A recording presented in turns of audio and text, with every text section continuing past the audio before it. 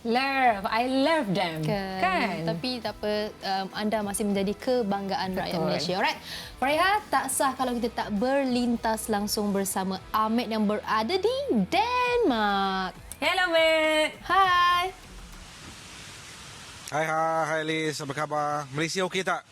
Aduh, Malaysia masih tengah mengubati Malaysia. kekecewaan lah, Matt. Faham. Tapi Matt, sebelum tu all good ke dekat sana?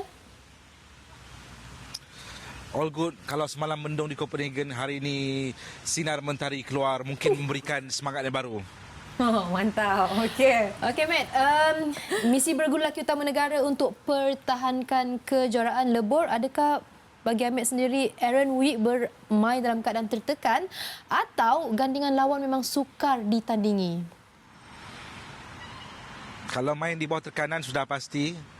Kalian berdua sebagai bekas atlet tahu tekanan, tanggungjawab untuk beraksi atas nama Malaysia. Tetapi sepanjang kejohanan saya lihat Aaron dan juga Wik berupaya untuk tangani bagaimana untuk beraksi di bawah tekanan. Dan pujian wajar diberikan kepada lawan mereka, iaitu Seo Sung Jae dan juga Kang Min Hyuk yang berupaya untuk berada selangkah di hadapan dengan mereka. Tetapi saya terbuka hati melihat Aaron dan Wik saat mereka selepas pertemuan tersebut daripada gelanggang ke mix zone untuk diwawancara oleh media, termasuk saya dan juga antarabangsa, terus berdiskusi mengenai perlawanan tersebut.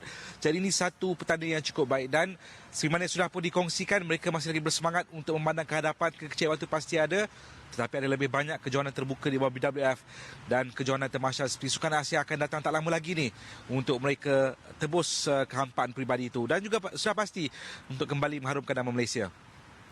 Alright, Matt. Kalau hari itu kita dah dapat tengok kekecewaan Pearly dengan Tina kan. Kali ini back to back pula dengan men's double kita. Mungkin Ahmad boleh ungkapkan sedikit kekecewaan yang dihadapi oleh Aaron dengan Wik. Sebab kita tahu bukannya mudah nak defend the champion tu. Tapi tak berjaya, Matt. Ya, sebelum kejohanan, dunia sudah pasti melihat kepada prestasi mereka.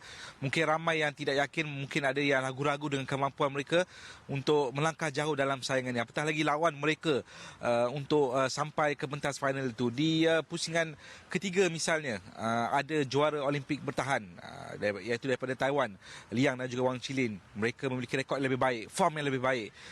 Kemudian di peringkat suku akhir, ada tembok besar daripada China yang tidak pernah dilepasi Aaron dan juga Wik, jelmaan Liu Chen, Lee Junhui sebelum ini dan juga Liu Chen bersama gandingan barunya ini. Kalau kata total head to head record 10-0. Jadi ini merupakan satu step in the right direction, satu langkah yang perlu dilalui oleh Aaron dan Wik sebelum mereka kembali menjadi juara di pentas Asia mungkin, ataupun akhirnya menamatkan kemarau untuk memiliki satu kejuaraan di bawah World Tour BWF. Jadi kalau Pri dan juga Pelitan dan juga Tina merasai kekecewaan melalui tangisan, saya lihat Aaron dan juga Wik menzahirkan kekecewaan tersebut dengan semangat baru untuk terus berjuang. Okey, Matt. Reaksi daripada Aaron dan juga Wik kita dah nampak tadi. Tapi bagaimana pula dengan reaksi daripada barisan kejurulatihan? Saya lihat semalam barisan kejurulatihan berbicara sebelum nak mendapatkan reaksi pandang daripada jauh, melihat ada kekecewaan, tapi mereka sudah bertungkus lumus. Pengarah kejurulatihan reaksi Manaki, jurulatih bergulaki negara Tan Bin Shen, bukan sahaja jurulatih tapi staf sokongan daripada ISN, daripada fizio, daripada video analisis, kita melihat juga Persatuan Badminton Malaysia secara keseluruhan. Ya, ada kekecewaan tersebut, tetapi rasa optimis itu lebih besar, lebih tinggi untuk menjadikan apa yang sudah pun terjadi di kejohanan dunia ini sebagai pengajaran. Bagi Tina, a heartbroken lesson, a well lesson, dan a lesson to be improved in the future dan kembali bergelar juara dalam apa sahaja kejohanan yang mereka tempuh selepas ini. Betul, ini bukanlah orang kata pengakhirannya, Betul, kan? betul. Memang mungkin tewas, tapi bukannya balik dengan tangan kosong, kan, Matt? So mungkin Ahmed boleh rumuskan perjalanan camp badminton untuk kejohanan badminton kali ini. Ya, musim 2023 ni secara keseluruhan sangat mencabar. Kalau kita lihat keputusan di pentas terbuka sebelum ini, tidak menggambarkan kemampuan ataupun potensi sebenar pemain-pemain badminton negara kita. Ya, kita ada kejayaan manis di saingan Piala Sudirman dan sebagainya, tetapi potensi sebenar kita lebih besar. Ia setaraf dengan kedudukan Aaron dan juga Wik sebagai bekas juara dunia. Jadi saya lihat rasa optimis tu tetap ada, bukan saja bersandarkan kepada sokongan tidak berbelah bahagi, tetapi kepada kemampuan mereka, kemampuan pemain-pemain badminton kita untuk kembali bangkit selepas ini. Saya tidak akan pernah bosan untuk membicarakan comeback stronger kerana saya percaya mereka berupaya untuk bangkit lebih kuat, kerana mudah untuk bangkit selepas kekalahan di pentas final, tetapi lebih sukar untuk bangkit daripada kekecewaan yang begitu besar, kerana kekecewaan mereka bukan secara peribadi, tetapi kekecewaan membabitkan aspirasi sebuah negara, 32 juta rakyat Malaysia. Jadi itu yang sesuatu lebih istimewa bagi saya.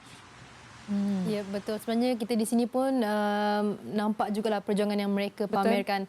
Dan Ahmed, sepanjang berada di Copenhagen lah, mungkin bagi Ahmed sendiri ada pemain yang mencuri tumpuan untuk Ahmed.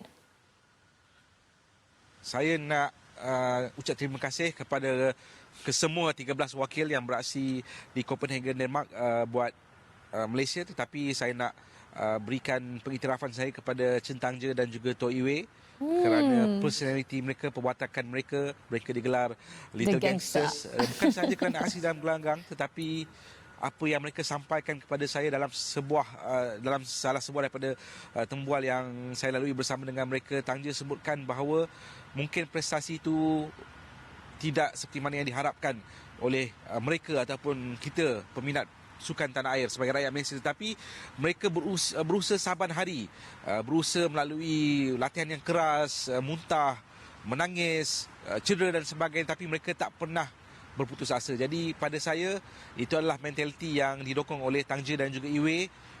Kali pertama buat penampilan di saingan kejohanan dunia. Pengajaran yang cukup berguna bukan sahaja untuk mereka tetapi untuk saya secara peribadi. Jadi saya salute kepada Little Gangsters. Memang gangster. Yang penting rambut, betul. I love. Style. Okay, Matt. Mungkin last one kan sebab dah nak ke hujung-hujung dah orang kata di Copenhagen ni. Apa yang Matt nak sampaikan kepada fans-fans badminton yang memang setia lah every day walaupun pukul 1, pukul 2 betul. still berada dekat depan TV nak sokong pemain-pemain Malaysia?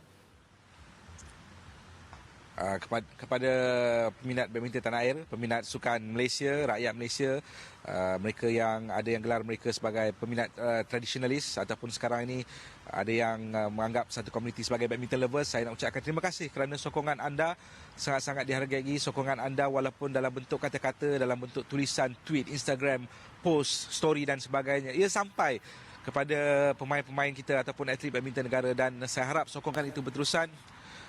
Saya tahu ada yang sedih, ada yang kecewa, mungkin ada yang rasa marah, tetapi kegairahan, rasa cinta kepada badminton itu akan mengatasi segala-galanya, kerana saya percaya bintang-bintang kita yang beraksi di kejuaraan dunia ini akan satu hari membantu anda mengukir senyuman. Matt, mungkin terlupa satu hashtag kita. Come on, Matt. Jangan lupa hashtag gemilangkan lagi. Kerana apa? Misi belum berakhir dan selepas ini gemilangkan lagi itu akan dibutirkan dalam pingat gangsa perak emas Sukan Asia dan juga Sukan Olimpik. Yes. Tapi terima kasih juga kepada Ahmed untuk semua info-info yang padat, berguna buat kami di sini rakyat Malaysia. Terima kasih Ahmed. Thank you, Matt. Bye-bye. Jumpa soon. Hashtag gemilangkan lagi.